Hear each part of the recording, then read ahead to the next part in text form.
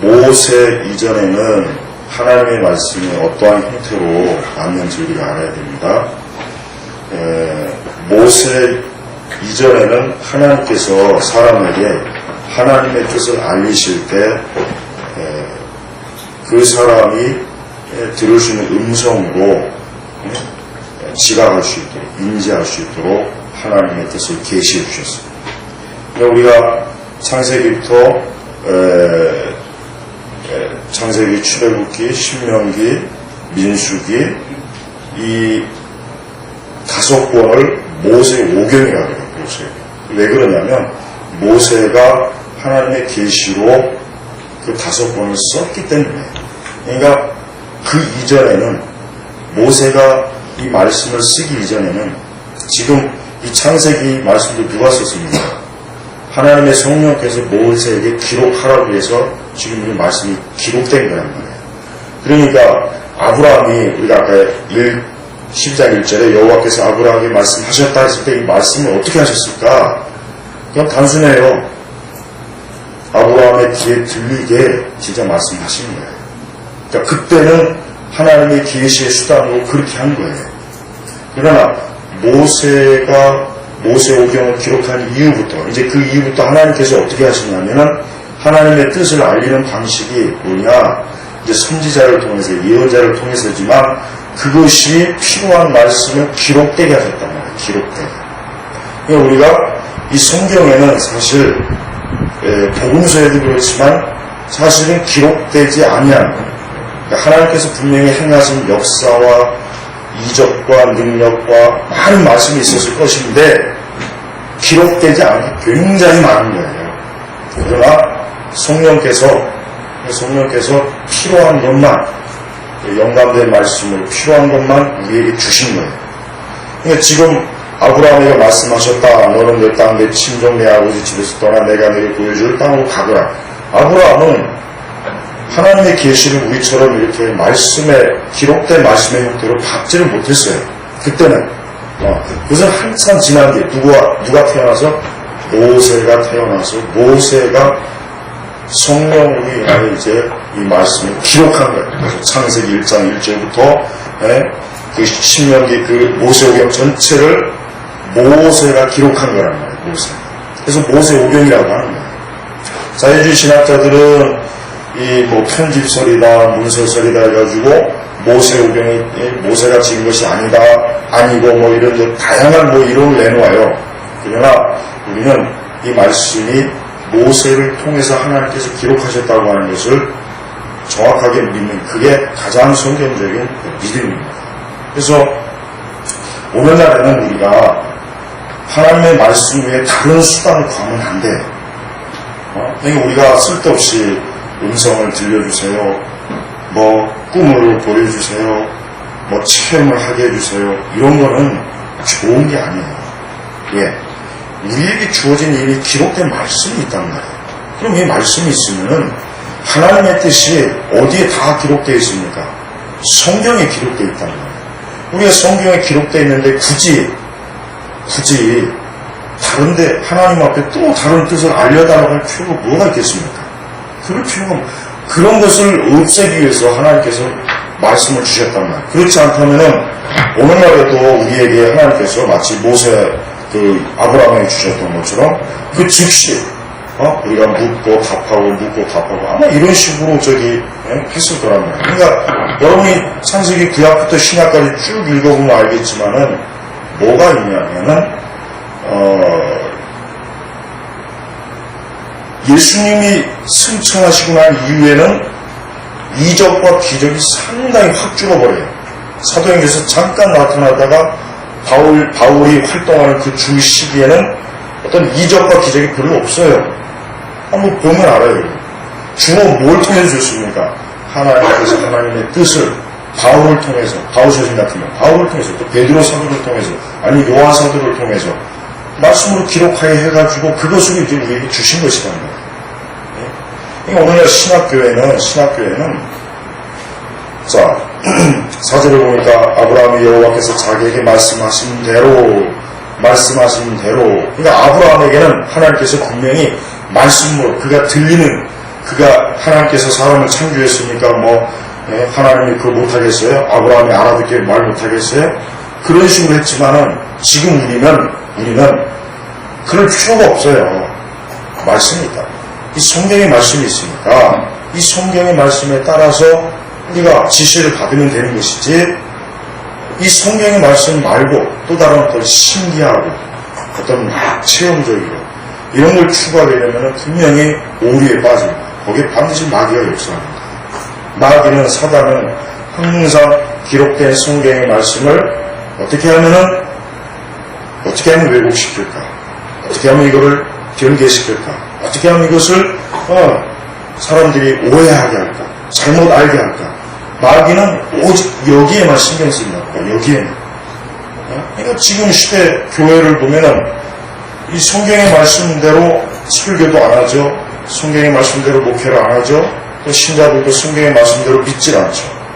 아주 세트로 3박자가 같이 놀고 있어요. 그러니까 교회가 어떻게 되겠습니까? 당연히 잘못됩니다. 전혀 성경의 진리에 벗어나는 것도 뻔뻔스럽게 하고 그런 일을 하면서도 전혀 어떤 자기들이 뭘 잘못했냐 이런 식으로 내세운다. 자, 아브라함은 여호와께서 자기에게 말씀하신 대로 갖고 그랬어요. 오늘 우리 신약시대 성도들 마찬가지. 우리에게 주신 말씀이 뭐예요? 성경입니다. 우리는 이 성경의 말씀대로 우리는 살아갑니다. 성경의 말씀대로 가는 거예요. 항상 성경의 말씀대로 결정합니다. 항상 성경의 말씀의 뜻대로 우리가 순종하고 따라가는 거예요. 그거 외에 다른 걸 자꾸 구하지 마세요. 다른 걸 구할 필요가 없어요. 하나님이 필요하면 알려주세요. 저는 사실 어떤 성령의 놀라운 꿈이라든가 어떤 환상이라든가 이런 걸 저는 절적으로 배겨가는 사람은 아니에요. 절적으로 그게 분명히 있긴 있어요. 없을 수가 없어요. 분명히 있단 말이에요.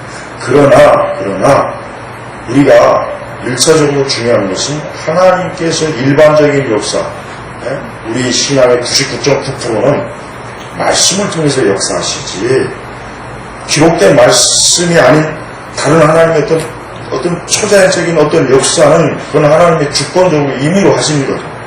우리가 그거에 목을 매면 안 돼요. 사실은 우리 신자들이 일반적으로 일생동안 신앙생활하는데 기록된 성경의 말씀만 잘 알고 배워도 아무 문제가 없어요. 아무 문제가 없다. 아무 문제. 그러니까 은사주의자들이 방언하는 거, 성령운동 하는 거, 신사도 그룹들, 여러 많은 이런 것들이 왜 잘못됐냐면 그들은 기록된 성경의 말씀을 쫓아가지 않고 그 말씀은 하찮게 여기고 자기가 뭔가 기도를 많이 해서 뭔가 영적으로 뭔가 심리적으로 정신적으로 뭔가 자각하고 뭔가 체험하고 이런 것들을 굉장히 추구합니다. 근데 거기에는 마귀적인 요소가 너무 많아요. 너무 많다. 근데 그들은 그걸 성령의 역사라고 알고 있어요. 자, 아브라함은 다른 걸 쫓아가지 않았어요. 아브라함이 하나님의 이적과 역사를 쫓아갔다는 게 아니라 자기에게 말씀하신 대로 자기에게 말씀하신 대로. 그러니까 아브라함도 자기의 느낌이나 체험이나 감독이나 그걸 쫓아가는 게 아니라 뭐예요? 하나님께서 나에게 말씀하시면은 그 말씀대로 간 거예요. 그럼 결국 어디로 갔습니까? 결국은 결국 보면은 5절에 보니까 가나안 땅으로 들어갔다. 가나안 땅으로 들어갔다. 12장 1절에 떠나 내가 내게 보여줄 땅으로 가거라 했는데 이때까지는 가나안을 하나님이 알려주지 않았어요. 일단 무조건 떠나라. 내 땅과 친족과 내 아버지 떠나라. 떠나고 난 다음에 하나님이 알려주십니다. 떠나고 난 다음에, 떠나기 전에 알려준 게 아니라 떠나고 난 다음에. 이거 뭘 얘기하는 겁니까? 하나님을 믿어야 하나님의 역사가 있다는 거예요. 하나님의 말씀을 믿어야 하나님이 그 말씀의 능력으로 이끌어요. 만약에 아브라함이 끝까지 나는 절대로 하나님께서 그 목적지를 알려주지 않으면 나는 여기서 아주 한 발자국도 못 움직이겠습니다. 고집부렸으면 어떻게 될까요? 아브라함은 아마 이제 대통령 뒤지게 한 번 좀 맞으겠죠. 하라는 대로 할 것이지 어디서 이렇게 쓸데없는 잡소리를 해요. 우리도 마찬가지예요. 성경의 말씀을 믿어야 그 믿음의 역사, 하나님의 기록된 말씀의 역사가 있는 것이지 먼저 하나님 나에게 역사해 주세요가 아니에요. 그러니까 항상 하나님 먼저 우리에게 믿음을 요구해요. 진리를 믿어라. 나를 믿어라. 내가 살아 현존하는 걸, 내가 살아 역사하는 걸 믿어라. 너희가 믿을 때 하나님이 역사하시는 걸 직접 보여주는 거예요. 그러니까 그런 실제적인 살아있는 믿음을 우리가 가지고 있어야 정말 성경이 진짜 진리구나. 그걸 알지. 그렇지 않으면은 이 말씀이라고 하는 건 그냥 하나의 문서밖에 안 돼요. 자칫하면 그 사람들에게 굉장히 아무 의미 없고 그냥 하나의 그냥 교훈적인 정도밖에 안 되는 거예요. 아브라함은 자기에게 말씀하신 대로 갖고 자기에게 말씀하신 대로. 우리에게는 오늘 뭐가 있습니까? 기록된 성경 66권의 말씀이 있어요. 그러니까 우리는 이 말씀에 우리의 모든 길이 다 있다. 우리의 모든 길이 이 말씀에 다 기록되어 있어요.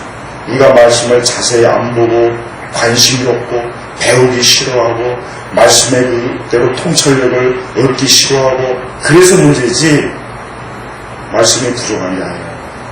우리가 게으르고 우리가 진리의 말씀에 무관심하고 우리는 하나님 말씀보다 다른 거에 더 많은 관심을 가지고 다른 거에 더 많은 시간을 쏟고 다른 거에 더 많은 것들을 그냥 거기에 더 많이 쓰기 때문에 그러니까 우리가 하나님의 말씀대로 인도함을 받지 못하는 거예요. 하나님이 죽으신 것도 아니고 하나님이 지금 역사 안 하시는 것도 아니고 못 하시는 것도 아니고 뭡니까? 그만큼 오늘날의 사람들이 신자들이 성경의 말씀을 확고하게 믿지 못하고 확고하게 의지하지 않고 막연하게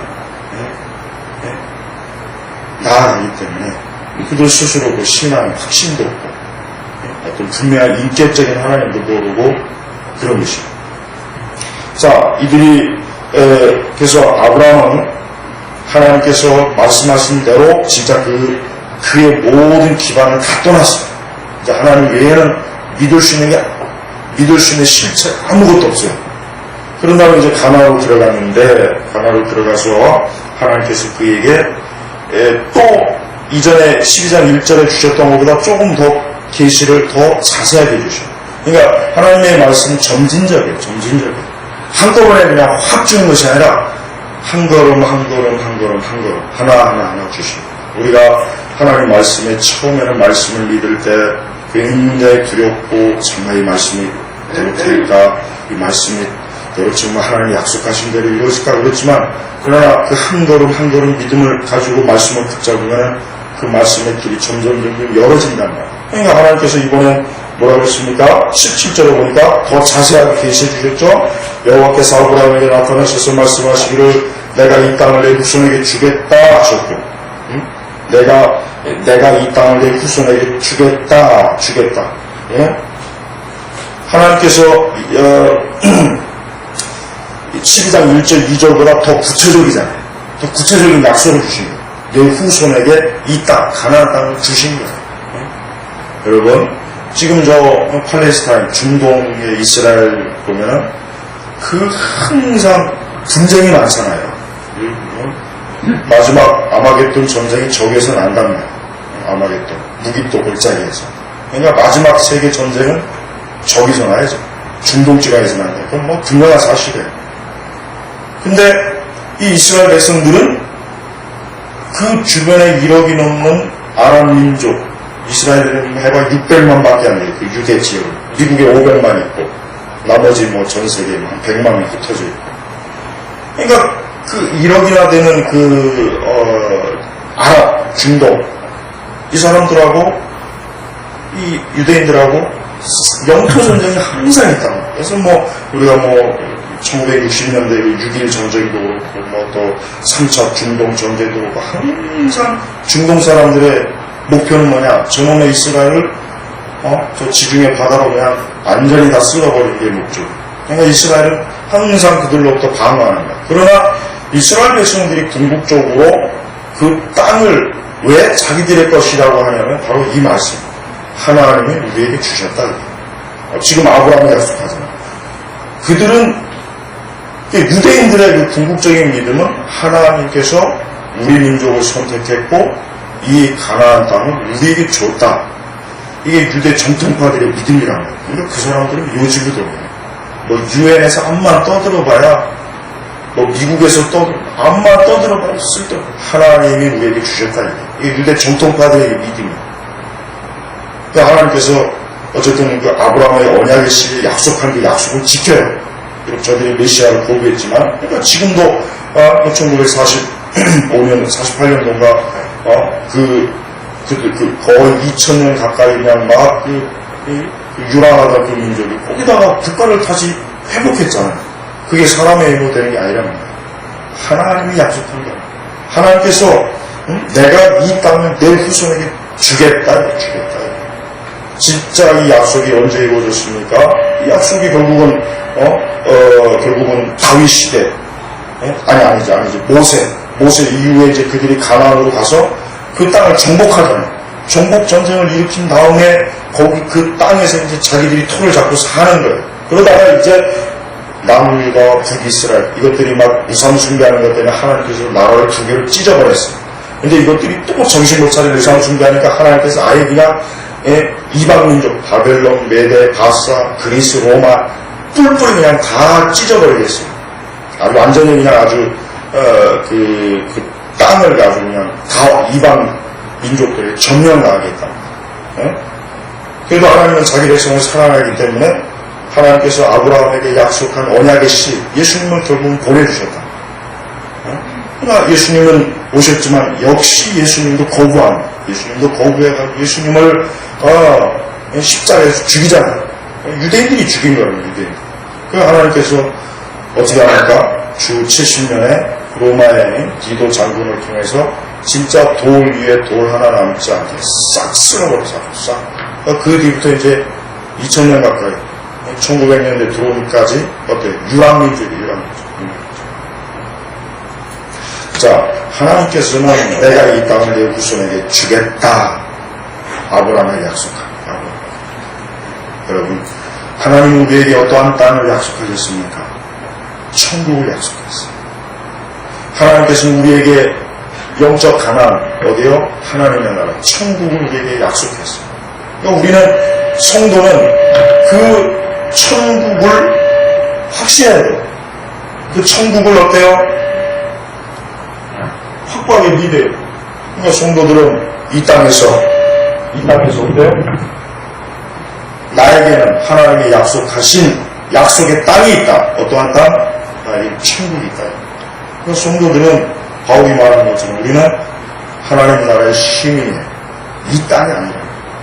근본적으로 우리는 이 땅이 백성이 아니라 하나님, 천국 백성이에요. 천국 백성. 그러니까 성도는 소망을 어디에다 봅니까? 천국에다 봅니다. 자, 아브라함이 소망을 어디다 뒀습니까? 아브라함이 소망을 어디다 뒀습니까? 그 하나님의 부르심 이전까지는 분명히 자기가 살던 하나님, 그 땅에다 소망을 뒀을 거란 말이에요. 거기에 본토가 있죠, 가족이 있죠, 집이 있죠, 재산이 있죠. 거기다 소망을 뒀는데 하나님의 부르심 이후에 어떻게 됐어요? 이제 내 소망은 가나안이구나. 가나안을 향해서 이제 가야 되겠구나. 아브라함은 모든 걸 다 버리고 가나안만을 목적으로 이제는 어떠한 생활을 합니까? 이제는 나그네 생활을 하는 거예요. 나그네 생활. 나그네 생활을 하는 거예요. 이게 바로 신자가 하나님께로부터 부름받은 이후에는 이제는 이 세상이라고 하는 걸 완전히 다 어때요? 모든 이 세상에 대한 애정을 다 확 끊어버려야 돼요. 우리는 단지 여기서 그저 하나님 나라를 가기 위한 준비를 이 땅에서 우리는 하고 있는 것 뿐이에요. 준비를 하는 것 뿐, 준비. 정작 우리가 본격적으로 우리가 삶을 어디서 삽니까? 천국, 가나안이 거기에서 우리가 삶이 있다. 그러니까 성도들이 이 땅에서 살아가는 삶의 방식은 뭡니까? 하나님 나라를 지향해야 돼요. 결코 이 세상에다가 자기의 모든, 불신앙자들은 이 세상에다 모든 뿌리를 다 두잖아요. 여기다가 자기의 모든 소망과 힘과 꿈과 비전을 이 세상에다 몽땅 둔단 말이에요. 그들의 본향은 어디입니까? 여기니까.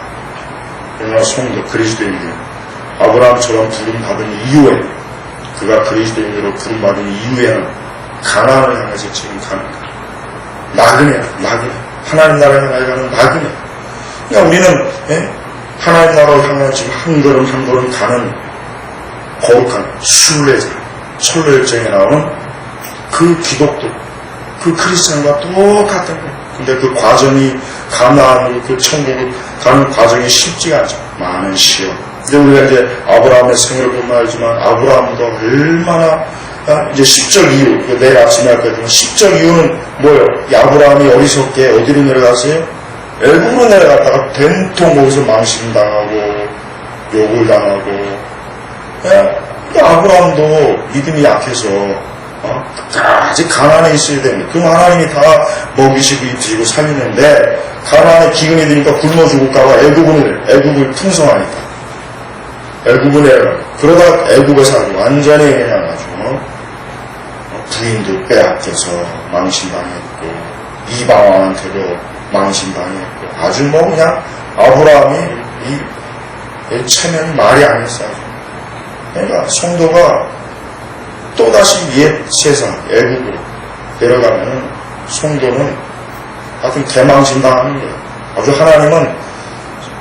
하나님이 택한 자가 만약에 또 세상으로 가고 또 세상을 살아가면 아주 그냥 기지도로 같은 죽도록 아주 밟아버려야죠. 아주 그냥 물질 다 뺏고 건강도 뺏고 하여튼 그의 삶을 절대로 하나님이 내고 평안에 내두지 않아요. 아주 완전히 두 손 들고 다시 하나님께 나오기만. 왜? 하나님의 백성이니까 끝까지 감화하고 데려가는 거예요.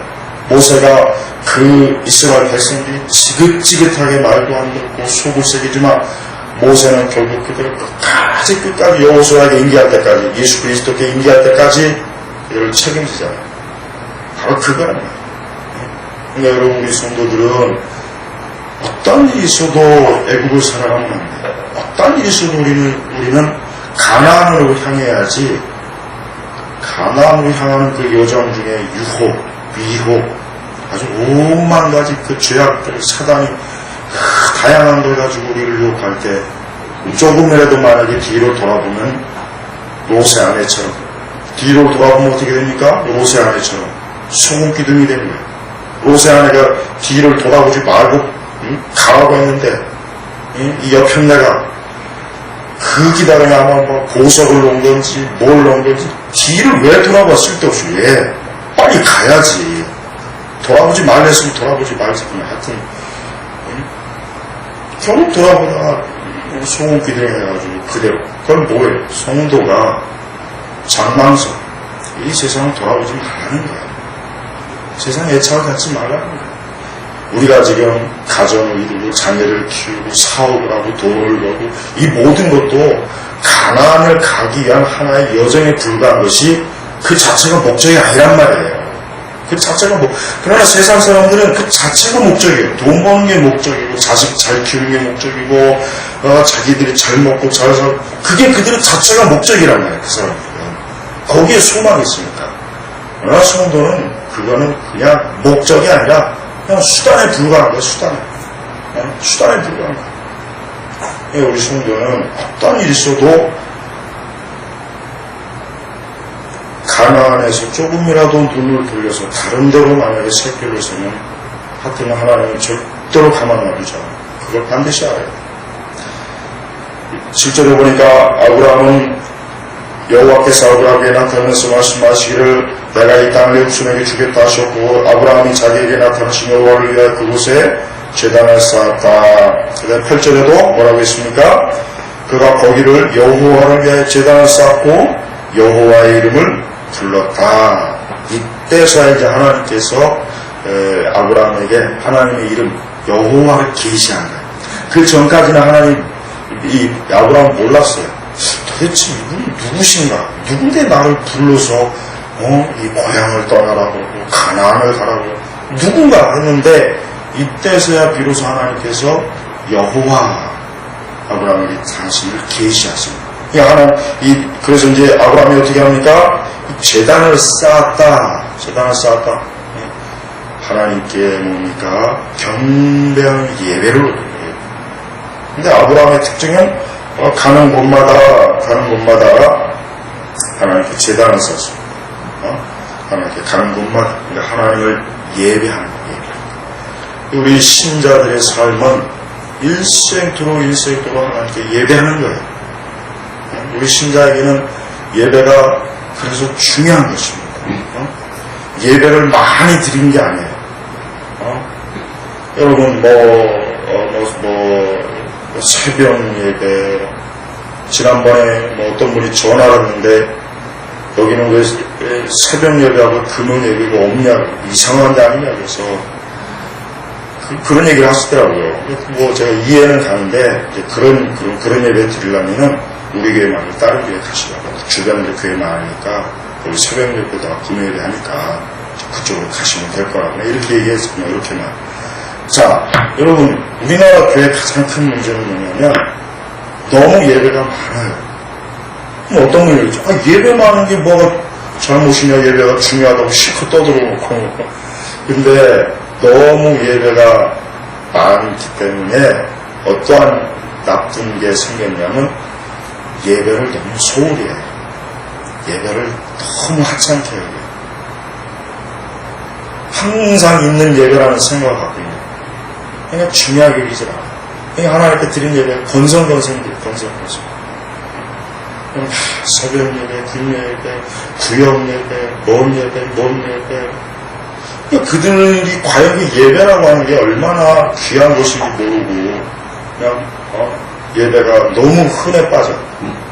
근데 하나님께 드리는 예배라고 하는 것은 일주일에 단 한 번을 드려도 주의 말씀처럼 신령과 진정으로 하나님께 드려야지. 예배를 많이 숫자를 늘린다고 해서 하나님이 더 영광을 받으시는 건 아니죠.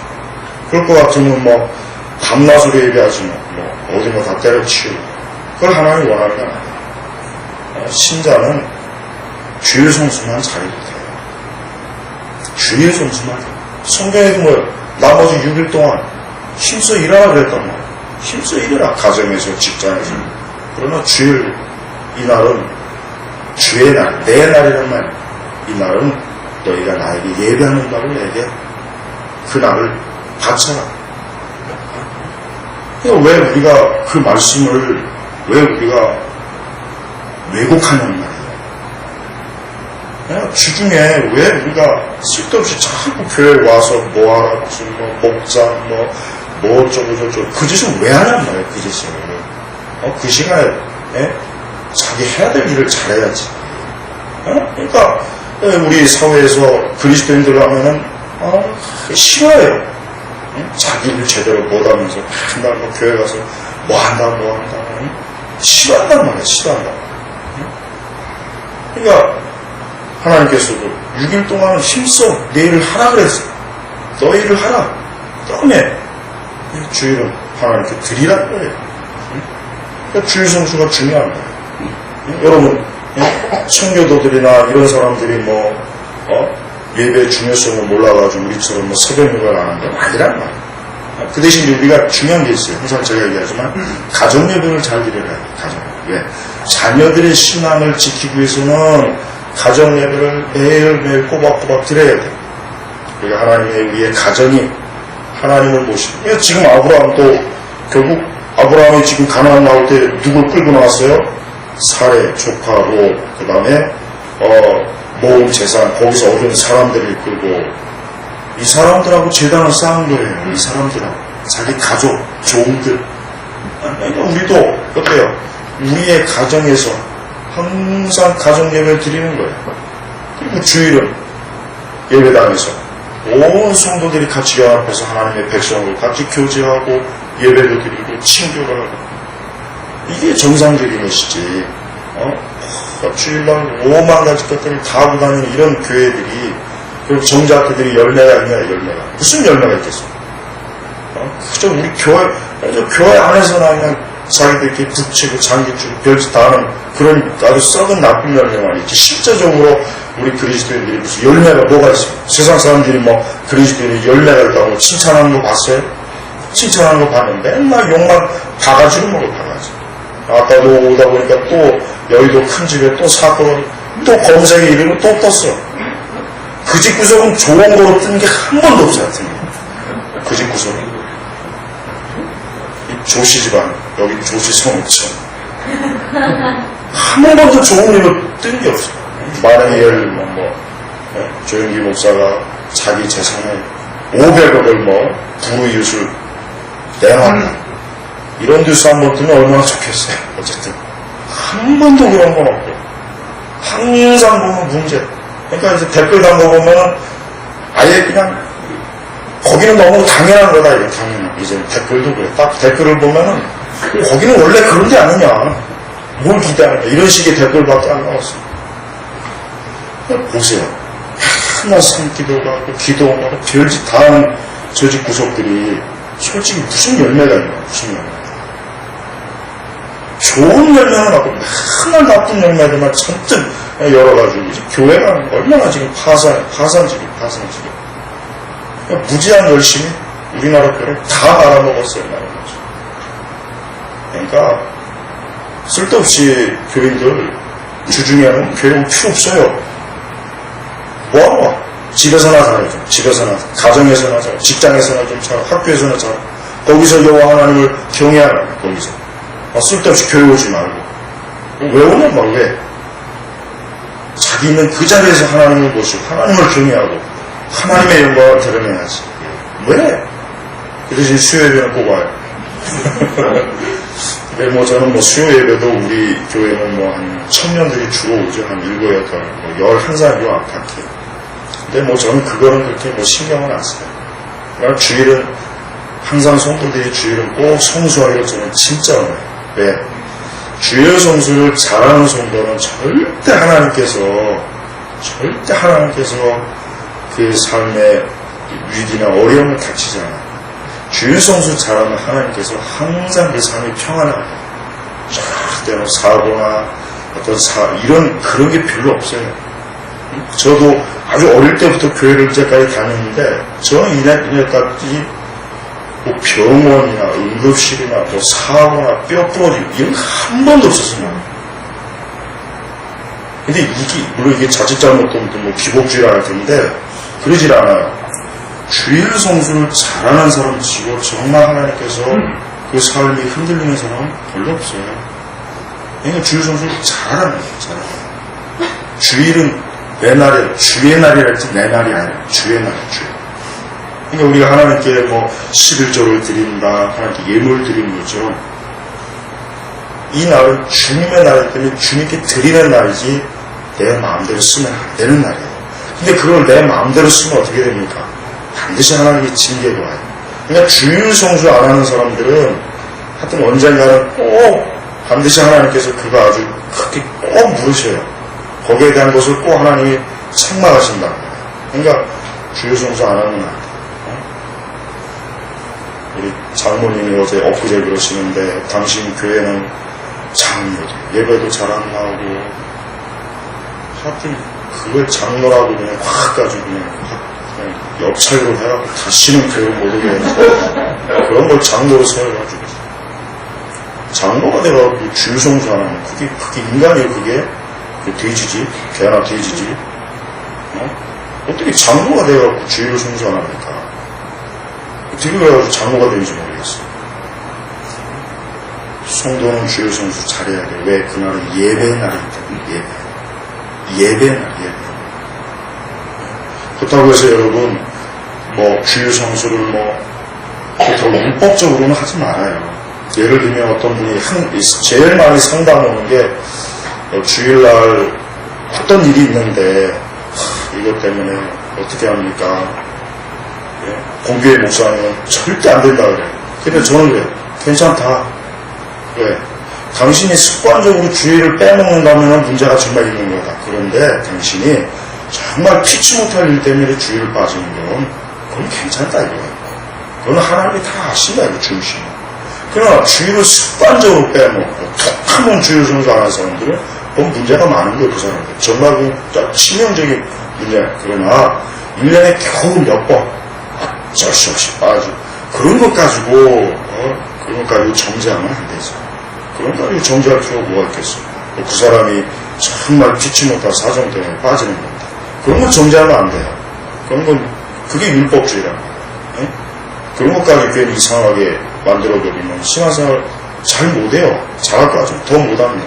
괜히 그럴 필요가 없어요. 근본적으로 성도는 아브라함같이 하나님께 예배하는 사람으로서 근데 이 예배가 많다고 해서 좋은 게 아니란 말이에요.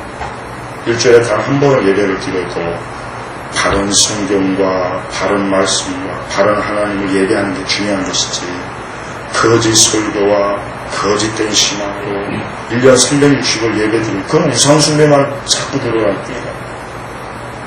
예수님의 말씀을 여러분 가만히 읽어보시면 예수님께서는 확실히 예수님께서 오늘날 교회로 오시면은 예수님은 뭐 안 오셔도 돼요. 예수님은 나중에 결정되게 또 오시면 되고, 만약에 사도들이 지금 와서 교회를 보면 저는 굉장히 사도들이 교회가 상당히 이질적일 것 같아요.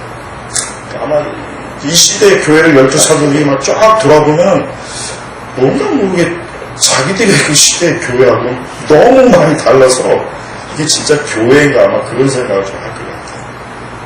우리가 성경을 유심히 보면 성경적 신앙이 무엇인지를 너무나 잘 알수가 있어요. 피상적으로 알고 잘못된 전통과 관습 때문에 그게 못 보는 것이지. 여러분, 아브라함은 부름받은 이후부터 하나님의 말씀을 쫓았습니다. 그러나 그도 역시 사람이기 때문에 그의 믿음이 약할 때는 어리석게 그만 좌우로 치우치고 그만 주저앉았을 때는 크게 시험이 들었어요. 그러니까 우리 성도들도 항상 하나님의 말씀을 경외해야 해요. 다른 5만 가지 잡동사니 쓸데없 다 그런 거 집어쳐요. 항상 기록된 말씀을 보고 말씀을 바로 이해하고 믿고 기도하고 예배드리고 이것만 되는 거예요. 더 이상 다른 거 필요 없어요. 아무것도 필요 없고 바코스도 필요 없고 제자훈련은 더 필요 없고 두날개도 필요 없습니다. 그런 거 싹 집어치워. 서변입은 안 해도 돼요. 금요일은 안 해도 됩니다. 내가 정말 말씀에 진실하게 순종하고 복종하고 순종하는 이게 중요한 것이지.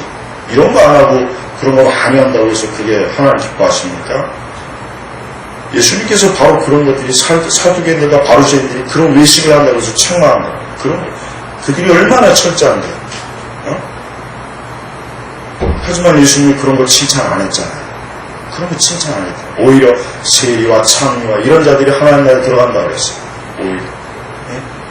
하나님 우리의 마음에 중심의 그리스도를 진심으로 중심으로 모시고 섬기고 사랑할 때 그게 하나님이 기뻐하는 것이지. 외적인 어떤 습관과 전통과 잘못된 관습과 제도와 이런 것들을 전부 다 빼버려야 돼. 다 이걸 제해버려야 돼. 이런 거 자꾸 덕지덕지 가지고 있으면 안 돼. 절기도 다 없애버려야 돼요. 부활절 외에는 싹 없앨 거예요. 예를 들면 이제 종교개혁주의 같은 거 그건 필요해요. 있어야 돼. 그건 우리의 신앙에, 우리의 믿음의 선진들의 신앙을 알기 위해서 반드시 있어야 돼. 나머지 절기들은 다 버려버려야 돼. 송구영신이 무슨 다 필요 없어요. 매추절이니 추수감사, 성탄 이거 필요 없어요. 이거 없다고 해서 우리의 신앙이 잘못됩니까? 성경에 그런 게 어디 있습니까?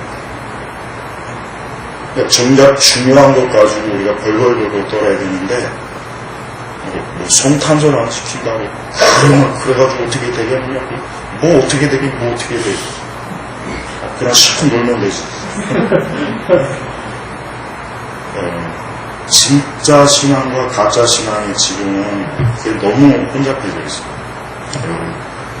오늘까 이제 내일 이제 아브라함이 얼마나 이 애굽으로 가서 큰 어리석은 일을 당했는지 내일 오전에 이 말씀을 보고 오늘까지는 아브라함이 하나님의 말씀을 쫓아갈 때는 순탄하게 갔잖아요. 순탄하게. 그래서 9절에 그리고 아브라함은 점점 이동하여 네겝으로 갔다. 그러니까 말씀을 잘 쫓아갈 때까지 순탄했어요. 그러나 그 말씀을 벗어난 이후에는 아브라함이라도 믿음의 조상 아브라함이라도 진흙탕에 들어가가지고 실컷 그냥 힘들게 고난과 고통 고생하고 다시 겨우 나왔죠. 그러니까 성도들은 항상 이 말씀의 길을 잘 따라가야지 말씀의 길에서 조금만 벗어나도 벌써 금방 표시가 나요. 우리의 영혼도. 그러니까 오늘 말씀을 잘 기억하고 우리도 아브라함이 하나님의 말씀을 쫓아간 것처럼 우리도 일생토록 성경의 말씀을 쫓아가는 성도가 되시기를 바랍니다.